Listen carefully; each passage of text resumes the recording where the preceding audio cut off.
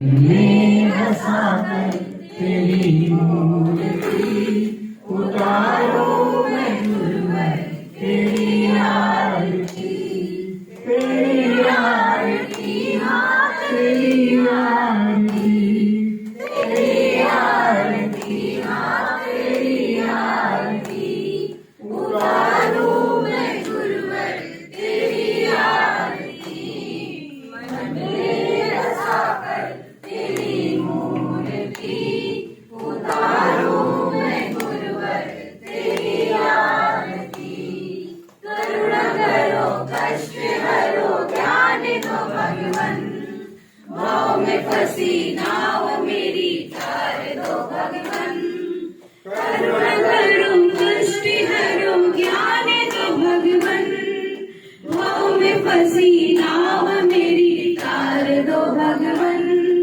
दर्द की दवा तुम मेरे पास है, दर्द की दवा तुम मेरे पास है, जिंदगी दया की है भीख मांगती, मन में बसाकर तेरी मूर्ति उतारो मैं गुरुवर तेरी आरती, मन में बसाकर तेरी मूर्ति उतारो मैं गुरुवर तेरी आरती।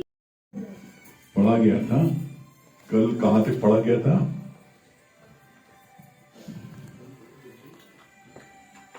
कर्मी तो आवे कपड़ा न दरी मोक्ष द्वार, कर्मों से तो स्वर्ग व नरक मिलता है, बाकी मोक्ष की तो खिड़की दरवाजा नहीं है। गीता में 4 प्रकार के भक्त बताए हैं, अर्थार्थी, अर्थ, जिज्ञासु और ज्ञानी। अर्थार्थी मीन्स क्या है? जिसको धन की चाहना है वो भगवान को बसते हैं। दूसरा है अर्थ, अर्थ माने क्या होता है? जो किसी कारण से किसी विपरीत परिस्थिति में मन से बीमार है, जैसे किसी के शादी हो गई, 6 साल बच्चा नहीं हो रहा है, कोई किसी ग्रसित बीमारी से बहुत जूझ रहा है, कोई भी ऐसी परिस्थिति है, उस परिस्थिति से उभरने के लिए वो भगवान को भजते हैं। दूसरे हैं, उनको बोलते हैं आर्थ। और तीसरे हैं जिज्ञासु, जिज्ञासु जिनको मुक्ति की आशा है, मुक्ति की चाहना है, जिज्ञासु। और चौथे हैं ज्ञानी। ज्ञानी कौन है? जो है जो भगवान का नाम भजते, हसंगिया खिलंगिया खावंगिया विशोभे मुक्त, हंसते खेलते कूदते खाते पीते भगवान को भजते हुए मुक्ति को प्राप्त करते हैं, ज्ञानी है। आज उसके आगे क्या बोल रहे हैं भगवान?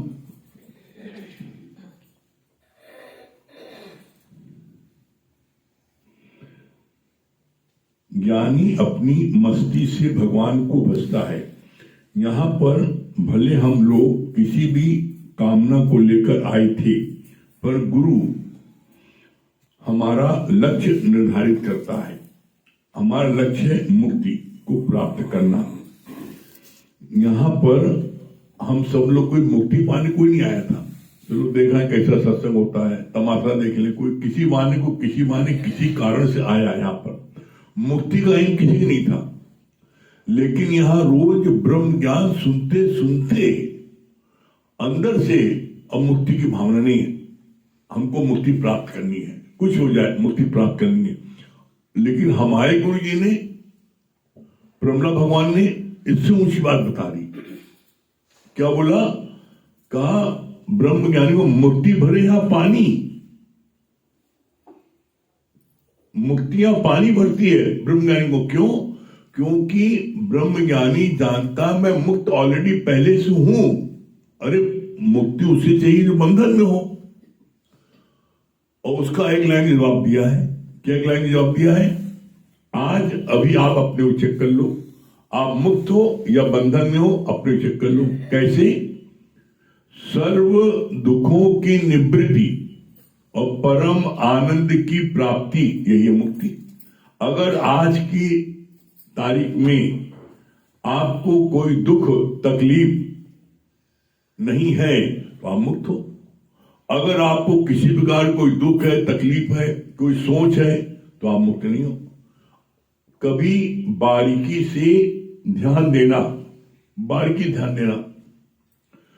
अगर तुम्हें सोच होती तो किसकी सोच होती है? मैं मेरे, बस वही पुंगड़ा पुंगड़ी, वही मेरा बेटा, मेरी बेटी, मेरा पति, मेरी पत्नी, उसके अलावा आप आगे बढ़ते हो? किसकी सोच होती है? इसीलिए भगवान ने बोला है, सोचा सोच न होवे जो सोची लख बार। तुम लाख बार सोच लो, तुम्हारे सोचने कुछ नहीं होगा। ज्ञानी मुक्त है, इसीलिए भगवान बोलते हैं, पहले दिन बोलते हैं, कोई जब पहले दिन सत्संग में आता है तो उसको बोला जाता है, मान या न मान तू है भगवान। मानो चाहे नहीं मानो, तुम भगवान हो। अगर अपने को भगवान नहीं मानोगी तो अनेकों कष्ट सहोगी। अगर अपने को भगवान मानोगे तो तुम्हें कोई कष्ट छू नहीं सकता। फिर लोग यहां शब्दों को पकड़ लेते हैं। शब्दों क्या पकड़ लेते हैं? जब बोला गुरु ने, मान न मान तू भगवान। अरे किसी का शरीर भगवान नहीं है, किसी का शरीर भगवान नहीं है, याद रखना। देह में सब विकार होते हैं और गुरु देह से उपराम करता है। जब आप देह से उपराम हो जाते हो तो अपनी आत्मा में विचरण करते हो। आत्मा में शक्ति, और शक्ति कहां से मिलती है? गुरु के ज्ञान से। तो हमें ध्यान बाल बच्चों को नहीं करना है, हमें ध्यान करना है गुरु के वचनों का। और जो गुरु के वचन, वही शक्ति, वही पावर है, वही ब्रह्म है। आज आप देख लो, कभी भी जीवन में कोई विपरीत परिस्थिति आती है, आपको कौन, उस परिस्थिति से कौन ऊपर उठाता है? गुरु वचन। जब आप गुरु के वचन याद करते हो, गुरु ने ये कहा था, तो तुमको मिलती है। बाकी आप इतने बैठे हो, 70-75 साल से लेकर 10 साल तक, कोई एक व्यक्ति बता दे, तुमने 50 साल तुमने पूजा किया, व्रत रखा, दान किया, पुण्य किया, दुनिया के सारे सत्कर्म कर लिए, क्या मन में शांति मिली थी?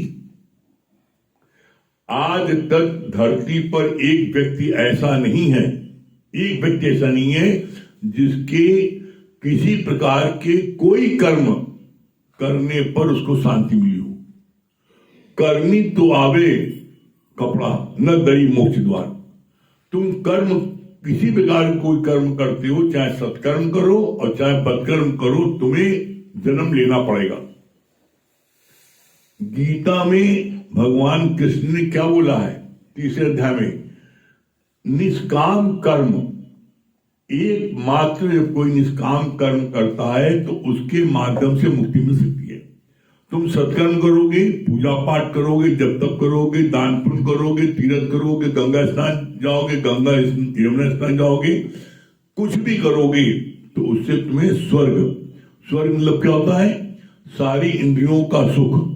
जैसे आज कोई व्यक्ति है जिसके पास में गाड़ी घोड़ा बंगला नौकर चाकर धन दौलत खूब है, वो स्वर्ग में है, वो सब सुख है, उसको सब सुख है। लेकिन एक व्यक्ति इस पूरे ब्रह्मांड में ढूंढ के लेके आओ, चाहे उसके पास में कितनी गाड़ी घोड़ा बंगला हो और चाहे अरबपति हो खरबपति हो, पूछो उसके मन में शांति है? उसके मन में आनंद है? इसीलिए भगवान को बोलना पड़ा, money at the most can spoil man not make man. पैसा अधिक से अधिक किसी को बर्बाद कर सकता है, बना नहीं सकता। क्यों? तुम सोने का, हीरे मोतियों का पलंग पैसे खरीद सकते हो, लेकिन नींद नहीं खरीद सकते। नींद परमात्मा देता है। तुम 56 प्रकार के भोजन महंगे महंगे लगा सकते हो डिश, लेकिन भूख भगवान देता है, भूख नहीं है।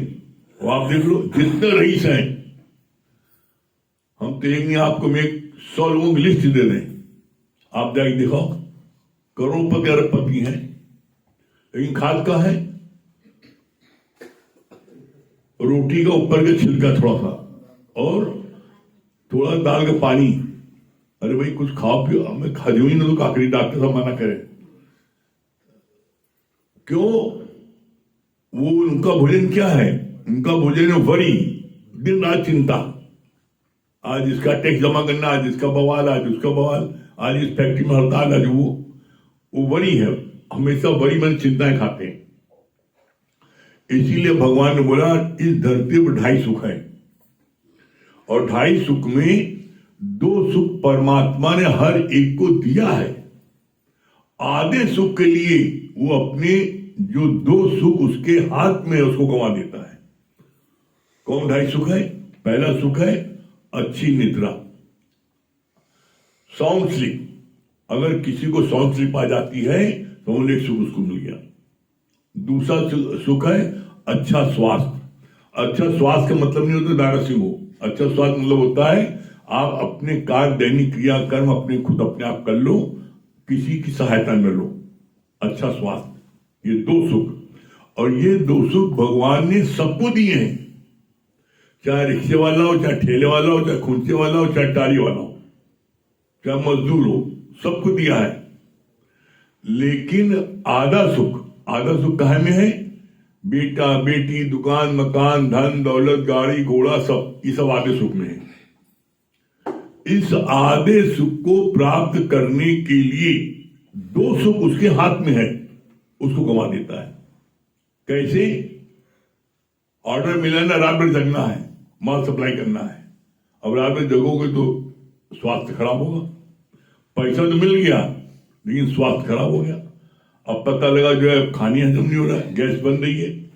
तो इसीलिए जो डॉक्टर का है ना, बताते हैं हनुमान जी के पंडे का किस्सा, कि हनुमान जी के पंडे ने देखा हनुमान जी के मंदिर में एक गाड़ी आई चमचमाती हुई, उसमें से जो है मशीन गन लिए लोग उतरे बहुत से, और उसके पीछे 1 दर्जन गाड़ियां। देख के बजरंगबली 20 साल सेवा कर रहा था, हे बजरंगबली हम आपकी 20 साल सेवा कर रहे हैं, कभी हमरे में ऐसे दिन बहुरेंगे जैसे इनका रंग पानी जो आए ये सेठ जी। देख के बड़ा वो उसको लालच आई, आकाशवाणी हुई तुम सच्चे भक्त हो, इसलिए तुम एक बार जाकर के से मिल के आओ और इससे जरूर पूछ लेना तुम्हें कोई दुख तो नहीं ना, और उसके बाद में तुम्हें जीवन चाहोगे तो तुमको हम जीवन दे देंगे, तुमने इतनी सेवा की है। बड़ा खुश हो गया भगत, भाग के गया वहां पर। जब वहां गया भाग करके उसके पास पूछा, भैया सेठ जी मैं आपका शिष्य बनना चाहता हूं, आपको जो है इतना सब कुछ है, लेकिन बस एक बात बता दीजिए। क्या बात? आपको कोई दुख तो नहीं है? क्या दुख? अरे हमसे ज्यादा दुखी इस धरती में कोई नहीं ना। भैया आपका दुख है, इतना वैभव, इतना रंग पानी, इतने अंगरक्षक। कहे भैया यही अंगरक्षक जो रखा मैं अपनी जान बचाए के लिए। क्यों? मेरे पास में अपार धन है और मेरी कोई संतान नहीं है, तो रात दिन मेरे ही दोस्त मेरे ही रिश्तेदार मुझको हमेशा मारने की ताक, कैसे उसको मारे इसका धन हम नोच ले, तो मैं अपनी लिए जान की रक्षा के लिए अंगरक्षक रखा है। कोई बेटा नहीं, कोई बेटी नहीं। अब एक से छूटा, अब दूसरी तरफ गया। क्या बोला? हमारे पास तो नहीं है लेकिन हमारे मित्र हैं, उनके पास में 4 बेटे हैं और हमारी तो दौलत ही है, वो दुनिया के सबसे सुखी व्यक्ति, उनसे मिल लो, आप उनके चेला बन जाओ। उनके पास गया, उनसे कहा आपके मित्र ने भेजा है, उनकी औलाद नहीं, आपकी 4 औलाद है, आपका धन भी इतना है, तो आप अपना शिष्य बना लीजिए। लेकिन शिष्य बनाने पर एक बात पहले बता दी, कोई आपको दुख नहीं ना?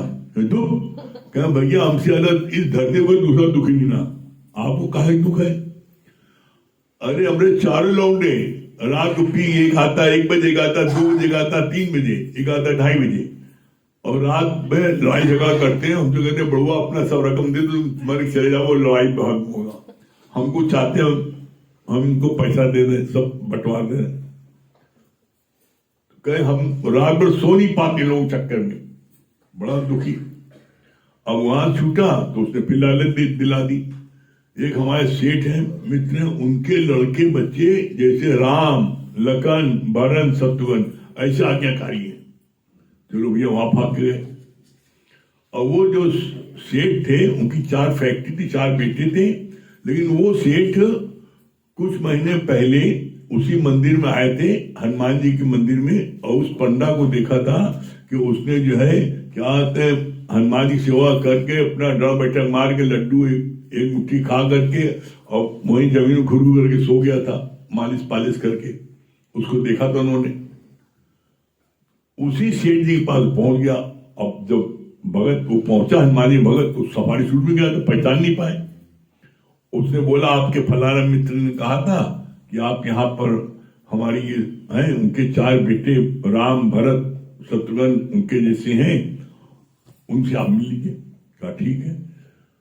कहा बस हमें ये बता दीजिए, हम आपके शिष्य बनना चाहते हैं, ये बता दीजिए आपको कोई दुख नहीं ना? कहे दुख? कहे हमसे ज्यादा दुखी संसार को दूसरा व्यक्ति नहीं ना। कहे क्यों? कहे धरती के सारे डॉक्टर मेरे दुश्मन हैं, हमें कुछ भी खाने को चाहते हैं मना करते हैं, कहते बस सिर्फ दाल का पानी पियो आधी कटोरी और रोटी का एक छिलका खाओ बस। मेरे पास अपार धन है लेकिन मैं कुछ खा नहीं पाता। तो कहा आइए आपको पंडित जी आपको दिखाएं, प्रेम हनुमान जी मंदिर घर में है। कहीं हनुमान जी के मंदिर में रोज बैठ करके मैं 1 घंटा पूजा करता हूँ और उनसे कहता हूँ हे बजरंगबली। उसी पंडित बोले हे बजरंगबली आप हमें उस बड़े हनुमान जी के मंदिर के पंडा की तरह ऐसी भूख दे दो, वैसी नींद दे दो और सारा धन दौलत हमरा ले लो। वो कही हमरा जीवन मांग हमके शिष्य बनने आए थे, हमरा जीवन मांग रहे, भागा वहां से।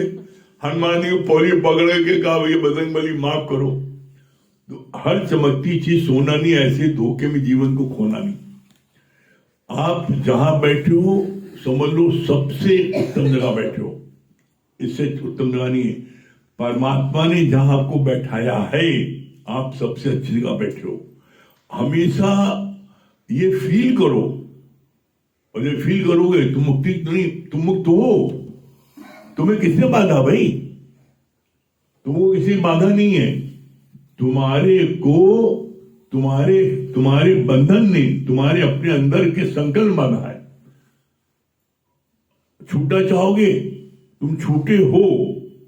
इसलिए एक बात ध्यान रखना हमेशा, कुछ हो जाए जीवन में, कुछ हो जाए, कभी जीवन में नेगेटिव भावना मन मत लाना। भगवान ने यहां तक बोला कि कैसी बीमारी हो तुम अपने पॉजिटिव वाइब्रेशन देते हो, नहीं मैं ठीक हो जाऊंगा, मैं दौड़ूंगा, मैं खेलूंगा, बीमारी फुर हो जाएगी, देखना बीमारी ठीक हो जाएगी। इलाज सब करो लेकिन उसके साथ साथ पॉजिटिव विचार देते जाओ। कभी जीवन में नेगेटिव विचार मत देना, कुछ हो जाए। और ये ज्ञान, ये गीता ज्ञान की सबसे बड़ी महानता यही है। जीवन में कैसी भी विपरीत परिस्थिति आ जाए, जो इस गीता ज्ञान को ले लेता है उन सारी परिस्थितियों में वो खड़ा रहता है चट्टान की तरह। वो परिस्थितियां उसका कुछ बिगाड़ नहीं पाती हैं। आप इतने समय से आ रहे हो, बता दो कि आज कैसी भी कोई परिस्थिति आती है, पहले आप जो उससे इतना घबराते थे, दुखी होते थे, परेशान होते थे, महीनों सालों बात नहीं करते थे, आज हर एक के जीवन में तरक्की हुई कि नहीं? हर एक दिन तरक्की हुई कि नहीं? अभी आवाज बहुत धीमी है। हाँ ऐसे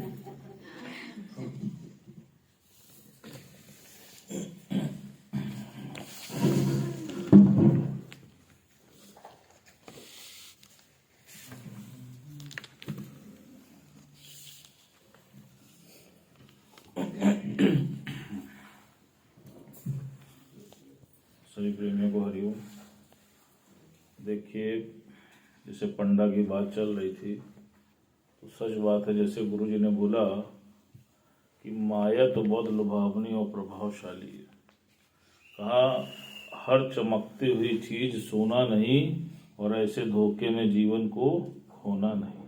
वो खोने जा रहा था लेकिन हनुमान जी की कृपा से बच गया। बहुत सुंदर गुरु जी उदाहरण दे रहे थे। कहा देखो मछली जल में रहती है लेकिन जल में रहते हुए कब जल पी लेती है ये किसी को पता नहीं चलता। कहा ठीक इसी प्रकार तुम भी माया में रहते हो, और माया में रहते रहते कब तुम विषय विकार में गिर जाते हो तुम्हें पता नहीं चलता है। कहा कि देखो, जैसे सर्प का उदाहरण दिया कि ठंडी के दिनों में जो सर्प होता है वो मरा हुआ महसूस होता है, वो अकड़ जाता है ठंड से और लगता है कि मर गया, लेकिन वो मरा नहीं है। जब गर्मी पाता है तो फिर से रेंगने लगता है। गुरुजी ने बोला, कहा इसी प्रकार जब तुम इस सत्संग के दायरे में रहते हो तो यहाँ की ठंडक पाकर तुम्हारा मन जो है वो अमन हो जाता है। लेकिन तुम जैसे ही इस दायरे के बाहर जाते हो, लक्ष्मण रेखा के बाहर जाते हो, तो क्या होता है, फिर तुम विषय विकार में गिर जाते हो, फंस जाते हो और परमेश्वर से दूर हो जाते हो। आप देख लो, कहा जैसे विकार के बारे में क्या बोला, कहा काम क्रोध लोभ मोह और अहंकार। भजन में आता है जब एक अहंकार निकल जाए तब सब विकार खुद ब खुद निकल जाते हैं। आज आप देख लो, कब आपके भीतर अहम की भावना जागृत हो जाती है पता ही नहीं चलता। जैसे गुरुजी ने बोला कि जब युधिष्ठिर युद्ध जीत के आए तो उनके मन में आया कि चलो यज्ञ करूं। उन्होंने भगवान से बोला, कहा ठीक है कर लो। यज्ञ हुआ और यज्ञ के समापन के बाद उन्होंने जो भी लोग यज्ञ में सम्मिलित हुए थे खूब दान पुण्य किया, बहुत उदारता से किया। जो लोग भी आए थे वो बहुत प्रफुल्लित हुए। अब युधिष्ठिर के भीतर अहंकार आ गया कि मुझसे ज्यादा दान पुण्य कोई कर ही नहीं सकता है, और इतने सुंदर यज्ञ का आयोजन सिर्फ मेरे द्वारा ही किया गया। फिर गुरुजी ने क्या बोला, कहा अहंकार ही भगवान का भोजन है। भगवान ने जब देखा कि इसको अहंकार आ गया तो उन्होंने सोचा कि इसके अहंकार को कैसे तोड़े। तो भगवान ने उसी समय वहां पर एक नेवला है, और वो नेवला आधा सोने का था और आधा नॉर्मल था।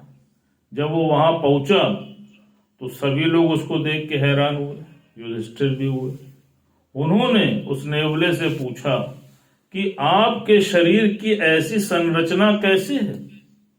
तब उसने बोला कि महाराज, मैं एक ऐसे शहर से आ रहा हूं जहां पर अकाल पड़ा हुआ और लोग भूख से व्याकुल हो रहे हैं, मर रहे हैं। कहा मैं एक ऐसे गृहस्थ के पास पहुंचा जहां पर लोग भूख से मर रहे थे। बड़ी मुश्किल से वो पति पत्नी और उसका पुत्र तीनों थोड़ा सा भोजन अपने लिए एकत्र करके पहुंचे, और जैसे ही ग्रहण करने लगे एक बहुत भूखा व्यक्ति वहां आ पहुंचा और उसने उनसे भोजन देने का आग्रह किया। चूंकि पिता था तो पिता ने सर्वप्रथम अपना भोजन उस व्यक्ति को दे दिया। उसने भोजन किया, लेकिन भोजन करने के बाद भी उसका पेट नहीं भरा। फिर उसने उसकी पत्नी को बोला, पत्नी ने भी अपना भोजन दिया। उसके बाद भी वो व्यक्ति तृप्त नहीं हुआ। कहा अंत में उस पुत्र ने भी अपना भोजन उस व्यक्ति को दे दिया, और भोजन करके जब वो व्यक्ति चला गया तो भूख के कारण पति पत्नी और पुत्र तीनों का शरीर शांत हो। उस व्यक्ति ने जो भोजन किया था वहां पर अन्न के कुछ दाने पड़े थे जिस पर जाके मैं लोटपोट करने लगा। परिणाम यह हुआ कि मेरा आधा शरीर सोने का हो गया, और उस दिन के बाद से मैं आज तक धरती पे जहां कहीं भी यज्ञ होता है मैं वहां पर ये आशा लेके जाता हूं कि शायद मेरा बाकी का शरीर भी सोने का हो जाएगा। और यही आशा लेकर मैं इस यज्ञ में भी सम्मिलित हुआ। लेकिन दुख की बात है कि मुझको यहां पर भी निराशा ही आई। जैसे ही उसने ये बोला, युधिष्ठिर समझ गए कि भगवान ने मेरा अहंकार तोड़ने के लिए ये संरचना की है। वो जाके परमेश्वर के चरणों में गिर गए। इसीलिए क्या बात चलती है, तीरथ तप और दान कर मन में धरे गुमान, और नानक निष्फल जात है जो कुंचर स्नान। आज आप देख लो, कोई भी उपलब्धि जीवन में आपको हासिल हुई है, यहां तक कि अभी बात आई आनंद की, शांति की, संतोष की, वो भी बदौलत किसके हुई है? गुरु की। लेकिन कुछ समय के बाद जब गुरु के साथ रहते रहते, संग करते करते मन में ये अहंकार जागृत हो जाता है कि इसको हासिल करने वाला तो मैं।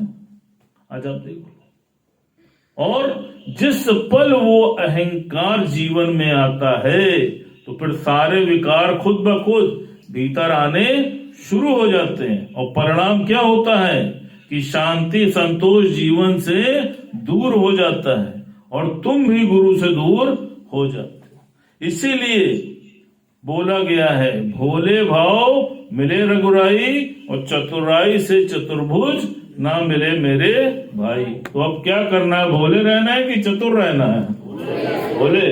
पीछे वाले नहीं बोल रहे हैं।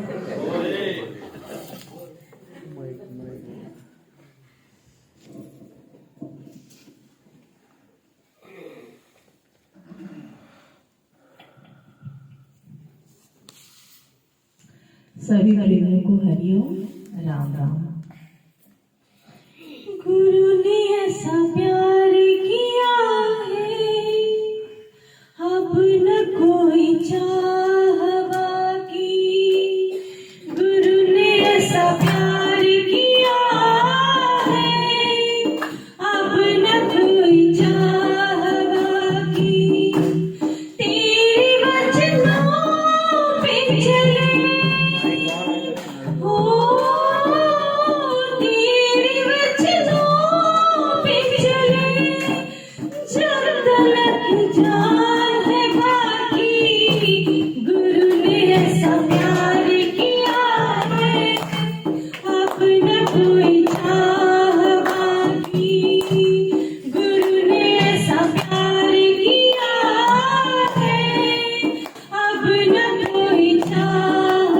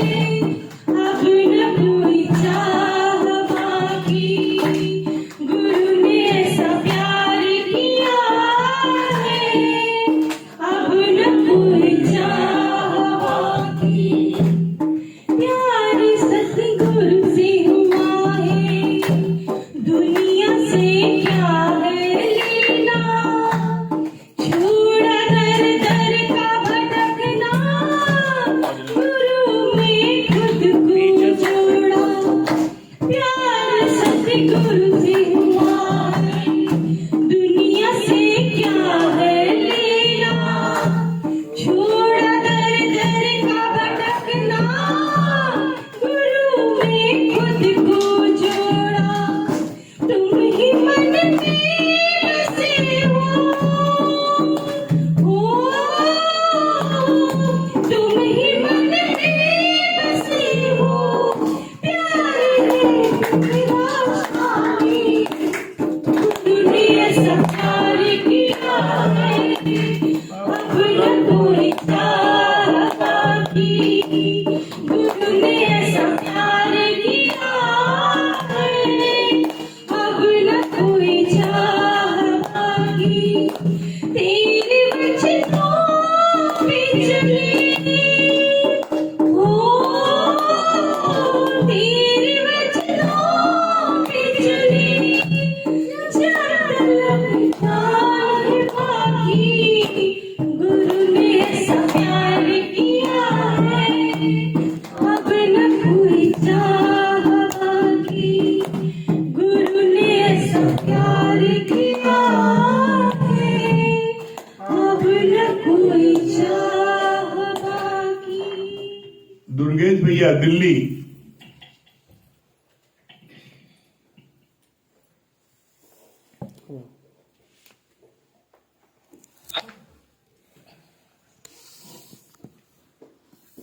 दुर्गेश भैया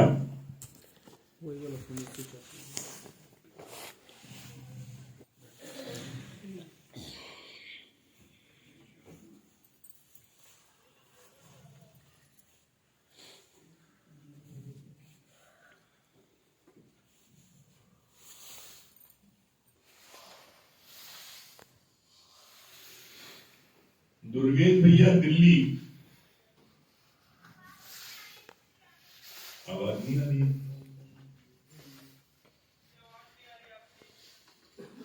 आ रही है रिजर्वेशन हो।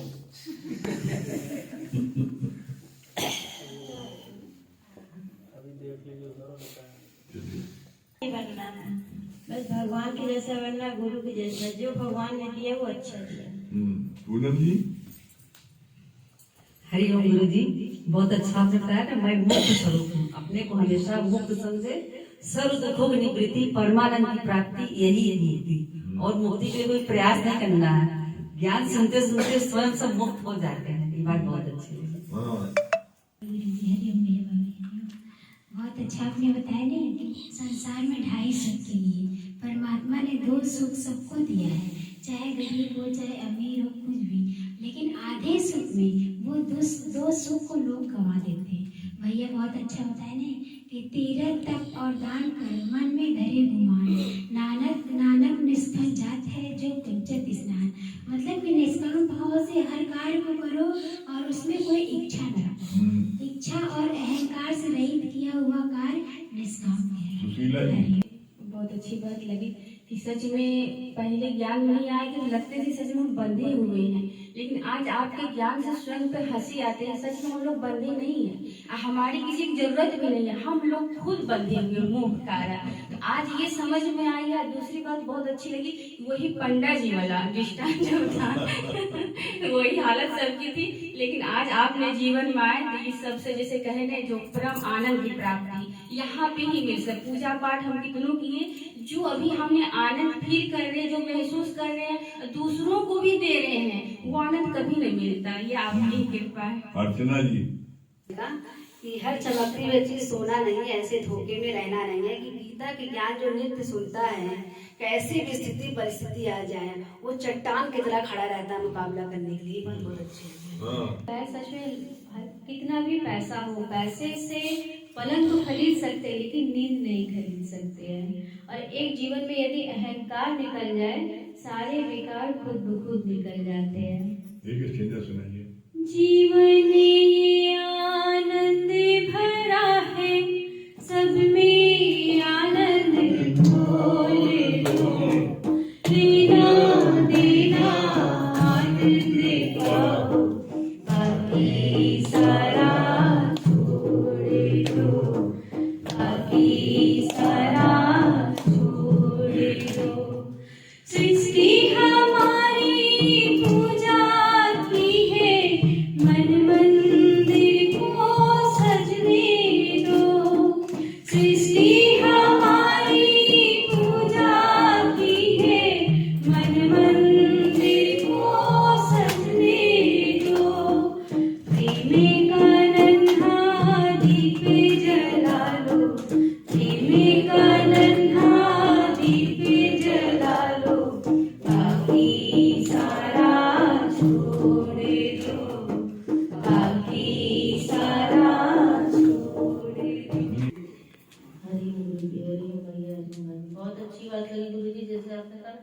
मान या ना मान तू है भगवान, लेकिन किसी का शरीर भगवान नहीं है, जो उसमें शक्ति है वो भगवान है। ये बात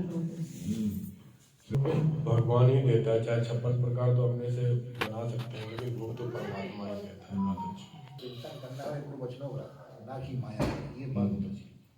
आपने जो बताया हनुमान जी की कहानी, ये हकीकत है। हनुमान जी पूरे विश्व में देखिए सब जगह खड़े और बैठे मिलेंगे, मगर यहाँ पे लेटे हुए हैं। कहते हैं हम लेटे रहेंगे, आप लोग दौड़ते रहिए। अब गुरु की सेवा और हनुमान जी की सेवा करते रहेंगे तो कोई दुख भाषा नहीं। ये बातें भैया अच्छी लगी ना कि विकार, काम, क्रोध, लोभ, मोह, अहंकार, एक अहंकार ही निकल जाए सारे विकार खुद ब खुद निकल जाते, लेकिन एक अहंकार ही अंदर आ जाए सारे विकार खुद ब खुद अंदर आ जाते हैं। ये बात हमको बहुत अच्छी लगी। बतलाया है, जब भी वाणी वाली सुनते हैं तो अपने को सचेत होते हैं कि आधे सब के पीछे जीवन खत्म हो रहा था। जबकि माता जी भी आती थी, हमेशा ये भी समझाती थी कि तुम बड़ा व्यापार में लिप्त रहते हो, बैठा करो। तो वही है ना कि लोगों की चोट खाई लगती। तो सच बात है कि जब हम यहाँ भी जुड़े, आज बहुत बड़ा सौभाग्य है कि जब हम डिप्रेशन में आ गए तो फिर आखिरी आंसू अपने गुरु जी के सामने रोए हैं, तो फिर ये दर मिला है। तो आप उसी रूप में जो भी है वही रूप है, इसमें जरा सा भी कुछ नहीं है, हर पल वो संभाल करते हैं। हरिओम गुरु जी, पहले तो ये वाणी बहुत अच्छी लगी कि money at the most can only destroy the man and not make the man. पैसा बहुत ज्यादा होगा तो हमें सिर्फ बिगाड़ेगा, हमारे विकारों को बढ़ाएगा और कुछ नहीं कर सकता। और दूसरी बात ये अच्छी लगी कि परमात्मा ने हमें जहाँ रखा है एकदम ठीक रखा है। ज्यादा अधिक की लालच करेंगे तो फिर फंस जाएंगे।